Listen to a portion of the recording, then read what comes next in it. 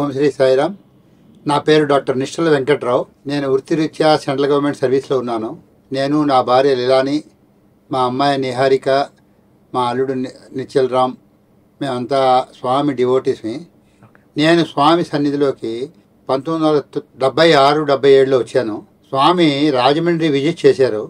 ఆ రోజుల్లో స్వామి విజిట్ చేసినప్పుడు నా ఫస్ట్ దర్శనం, పాద దర్శనం, స్వామిని చూడడం ఫస్ట్ టైం నాకు రాజమండ్రిలో కలిగింది. అప్పుడు నా వయస్సు 16-17 ఏళ్ళు. నేను 48 ఏళ్ళ నుంచి స్వామి దగ్గరికి వస్తున్నాను. కానీ స్వామి చాలా నాకు ఏం కావాలో దానికంటే ఎక్కువ చేశారు. తర్వాత నేను ఏది అనుకుంటే నా పని కానీ, మా మిత్రుల పని కానీ, ఏ పని కానీ నేను అనుకున్న రోజుని స్వామి నా చేత చేయించారు. నాకు ఈ అవకాశాన్ని స్వామి 48 ఏళ్ళకే ఇచ్చారు. మేము 92-93 నుంచి కొడైకెనాలు, బెంగళూరు స్వామితో పాటు వెళ్ళేవాళ్ళమే. వెళ్ళినప్పుడల్లా బంగారు బంగారు అని పిలిచేవారు. 96లో ఒక మాతో కాని పనిని చిన్న సంకల్పం చేసాము. 96లో ఆ సంకల్పం అది వ్రతవృక్షమై ఈరోజు కూడా అది స్వామివారి బ్లెస్సింగ్స్తో కంటిన్యూ అవుతున్నది. అది మానవ మాతృలైన మాతో కాదు, అది స్వామి మా చేత ఆ పని చేయిస్తున్నారు. నేను కొన్ని నెలలు 5-6 నెలలు స్వామి దగ్గరికి ప్రతి నెల వెళ్ళేవాడిని. 96-97లో 2 నెలలు వెళ్ళలేదు. నేను పోస్ట్లో పంపించాను.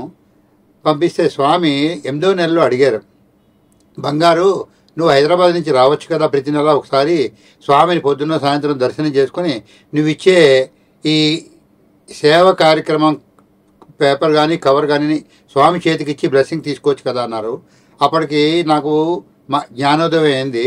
స్వామి ప్రతి విషయము ఎంత సూక్ష్మంగా చూస్తారో అని.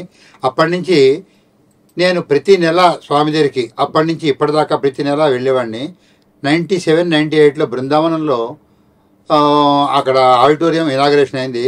స్వామి మా గురువులతో డాక్టర్ కొత్తపల్లి వీరభద్రరావు, డాక్టర్ జీవి సుబ్రహ్మణ్యం గారితో కూర్చోబెట్టి అన్ని రకాల ఇవి చేయించి నాకు ఎట్లాంటి ట్రీట్మెంట్ ఇచ్చారంటే ఒక స్టూడెంట్ ట్రీట్మెంట్ కాకుండా ఒక గురువుతో వచ్చానన్న ట్రీట్మెంట్ నాకు ఆ పిల్లల చేత కల్పించారు. సత్యసాయి సేవాదల్లో చిన్న పిల్లలు నేను చేస్తానంటే కూడా లేదు మీరు స్వామి దీని మీద వచ్చారు, అందుకని మీరు ఖాళీ మీరు ఇచ్చి మాకు అప్పచెప్పడమే కానీ మీకు ఏం కావాలో చెప్పాలన్నారు. ఆ రోజు నుంచి ఈ రోజు వరకు కూడా ప్రతిరోజు ఇంట వెంట జంట ఉండి స్వామి నన్ను, మా భార్యని, మా పిల్లల్ని కాపాడారు. మా అమ్మాయి పెళ్ళికి స్వామి కారకులు. 2010లో స్వామి నవంబర్ 1ని అక్కడ ఒక ఫైనాన్స్ మినిస్టర్, హోమ్ మినిస్టర్ ఇంటికి వచ్చారు. ఆ ఇంటికి వచ్చినప్పుడు మమ్మల్ని పిలిచారు. ఆ రోజు మేము 4 గవాస్కర్ ఫ్యామిలీ ఉన్నాము. అదే ఫస్ట్ టైము మా అల్లుడు నిశ్చల్ రాము స్వామిని చూడడం, స్వామి బ్లెస్సింగ్ తీసుకోవడం. స్వామి అన్నారు, బంగారు ఇంకా ఎన్ని రోజులు లేట్ చేస్తావు, నువ్వు వెళ్ళి మీ అమ్మ నాన్నని తీసుకుని పొడబడిరా, వస్తే మనం మాట్లాడి ఈ సంబంధాన్ని కంప్లీట్ చేసుకుందాము అన్నారు. మా అల్లుడికి చాలా ఆశ్చర్యం వేసేది, మాకు కూడా ఆశ్చర్యం వేసింది. అప్పటి నుంచి ఇప్పటిదాకా కూడా ఏ కార్యక్రమం మొదలెట్టినా మేము స్వామి పేరు అనుకుంటే చాలు, స్వామి ఈ కార్యక్రమం, స్వామి సంకల్పంతో ఏ రోజు కూడా నాకు ఇది కాలేదు, ఇది అవ్వలేదు అన్న సంకోచం లేదు, సమస్య లేదు. స్వామిని నమ్ముకున్నవారు ఇంటా వెంట జంట ఉన్న నమ్ముకున్న వాళ్ళు బాగుపడ్డారు. కానీ స్వామిని వదిలిపెట్టిన వాళ్ళు ఏమైనా చెడిపోయారేమో. కానీ స్వామిని నమ్ముకున్న వాళ్ళు అప్పటికీ ఇప్పటికీ స్వామి యొక్క బ్లెస్సింగ్స్ పొందుతూనే ఉన్నారు.